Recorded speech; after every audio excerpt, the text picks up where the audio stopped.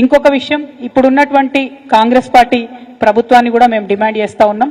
మేము అధికారంలో ఉన్నప్పుడు గౌరవ పెద్దలు కేసీఆర్ గారు పార్లమెంట్లో మేము 2015లో మాట్లాడి మరి మాకు స్పైసెస్ పార్క్ ఇవ్వండి, పసుపు ఆధారిత పరిశ్రమలకు అవకాశం ఇవ్వండి అంటే ఆనాడు కేంద్రం రాసిన ఉత్తరం ఉంది, మేము డబ్బులు ఇవ్వము, మీరే డబ్బులు పెట్టుకోండి, మీరే ల్యాండ్ ఇవ్వండి, మీరే పరిశ్రమలు తెచ్చుకోండి అని వాళ్ళు చేతులు దులిపేసుకున్నారు. కేవలం మేము స్పైసెస్ బోర్డు నుంచి మీకు డిపిఆర్ చేసిస్తాం, ప్లాన్ చేసిస్తామని చెప్తే వేల్పూర్ దగ్గర ప్రశాంత్ రెడ్డి గారి ఆధ్వర్యంలో ఆనాడు 42 ఎకరాలు మేము తీసుకొని స్పైస్ పార్క్కి ల్యాండ్ ఇవ్వడం జరిగింది. దాన్ని స్పైసెస్ బోర్డు ఇచ్చినటువంటి డిపిఆర్ ప్రకారం కంప్లీట్గా అభివృద్ధి చేయడం కూడా జరిగింది. ఇప్పుడు ఉన్నటువంటి కాంగ్రెస్ ప్రభుత్వాన్ని మేము చేసే డిమాండ్ ఏంటంటే అక్కడికి పరిశ్రమలు తీసుకొని రండి, మీరు అక్కడికి పసుపు ఆధారిత వ్యవసాయ ఆధారిత పరిశ్రమలు తీసుకొని రండి. దాని ద్వారా నిజామాబాద్ జిల్లా యువకులందరికీ కూడా ఉద్యోగాలు వచ్చేటటువంటి ఆస్కారం ఉంటుంది. మరి ఇప్పుడు ఉన్నటువంటి ఎంపీ గారిని కూడా డిమాండ్ చేస్తూ ఉన్నాం. నేనేదో రైలు తెచ్చినా, నేను రైలు తెంగానే ధర డబుల్ అయింది, త్రిబుల్ అయింది అని చెప్పి మరి గాలి మాటలు మాట్లాడుతూ ఉన్నారు. పసుపు ధర ప్రతి 3వ సంవత్సరం పసుపు ఎవరు ఏం చేసినా చేయకున్నా బంగారం లెక్క పసుపు ధర పెరుగుతుంది, దాంట్లో ఎవరు చేసేదేం లేదు.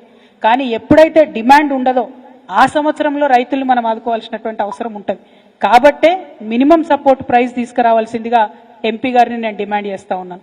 అట్లానే జక్రాన్పల్లిలో అన్న పెద్దన్న బాజిరెడ్డి అన్న గారి ఆధ్వర్యంలో 800 ఎకరాల భూమిని మేము సేకరించి కంప్లీట్గా ఎయిర్పోర్ట్కి సూటబుల్ కండిషన్స్ అన్నీ కూడా క్రియేట్ చేసి దానికి మా ప్రభుత్వం నుంచి లేఖ కూడా రాసినాం. కేసీఆర్ గారు ముఖ్యమంత్రిగా ఉన్నప్పుడే ఎన్ఓసి కూడా రావడం జరిగింది దానికోసం.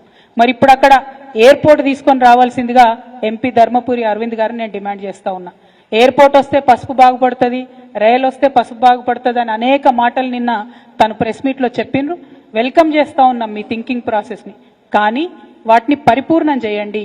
కేవలం వాటిని ఎన్నికల హామీగా మిగిల్చి మరి జిల్లా రైతాంగాన్ని మోసం చేయొద్దు అని చెప్పి భారతీయ జనతా పార్టీని మేము డిమాండ్ చేస్తూ, మేము చేసినటువంటి ప్రతి ఒక్క ఎఫర్ట్ని కూడా మీకు దాదాపుగా 30 పైచిలకు డాక్యుమెంట్స్ ఉన్నాయి. మేము వివిధ ముఖ్యమంత్రులతోని తిరిగి తీసుకొచ్చినటువంటి ఉత్తరాలు, మేము బిల్డ్ చేసినటువంటి ప్రెషరు, దాంతోపాటు పార్లమెంట్లో ఆనాడే ఒక ప్రైవేట్ మెంబర్స్ బిల్లు కూడా మనం పెట్టడం జరిగింది. మరి దీంట్లో ఉన్నటువంటి అంశాలేవి కూడా ఇప్పుడు పసుపు బోర్డు ఏర్పాటు చేసిన దాంట్లో లేకపోవడం శోచనీయం. ఎందుకంటే స్థానికంగా ఉండేటటువంటి ప్రజాప్రతినిధులకు, అదేవిధంగా ఇతర రాష్ట్రాల్లో పండించేటటువంటి పసుపుకు సంబంధించినటువంటి ప్రజాప్రతినిధులందరినీ కూడా మరి ఖచ్చితంగా అందులో ఎక్స్ అఫిషియో మెంబర్స్గా చేయాల్సి ఉంటుంది. ఆ మెంబర్స్ చేయకపోవడం అన్నది కూడా కొద్దిగా దారుణం. మా అందరికీ కూడా పసుపు ప్రాంతాల్లో ఉండేటటువంటి ప్రజాప్రతినిధులందరికీ కూడా మరి అవకాశం ఇవ్వాలని చెప్పి కూడా ఈ సందర్భంగా డిమాండ్ చేస్తూ ఉన్నాను. పల్లె గంగారెడ్డి గారికి కంగ్రాచులేషన్స్ చెప్తా ఉన్నాము. చరిత్రలో నిలిచిపోయే విధంగా మొదటి పసుపు బోర్డు చైర్మన్గా వారు ఎన్నికవడం సంతోషకరం. మీరు మా జిల్లా బిడ్డ, మా అంకాపూర్ బిడ్డ కావడం మాకు గర్వకారణం. మీరు సమగ్రంగా పసుపు రైతుల అభివృద్ధి కోసం ప్రతిపక్షంలో ఉన్నటువంటి మా వంటి వారందరినీ కూడా కలుపుకొని పోయి పసుపు రైతులకు మేలు జరిగే విధంగా పనిచేయాలని కూడా డిమాండ్ చేస్తూ ఉన్నాం. మరి బాబా రామ్దేవ్ గారు బీజేపీతోని చాలా అనుబంధంగా ఉండేటటువంటి వ్యక్తి. వారి దగ్గరికి మేము హిమాచల్ ప్రదేశ్ కూడా 2 సార్లు వెళ్ళి రిక్వెస్ట్ చేసి వారి సీఈఓ బాలకృష్ణ గారిని కూడా నిజామాబాద్కి తీసుకొచ్చి ఇక్కడ పరిశ్రమలు పెట్టమని కోరడం జరిగింది.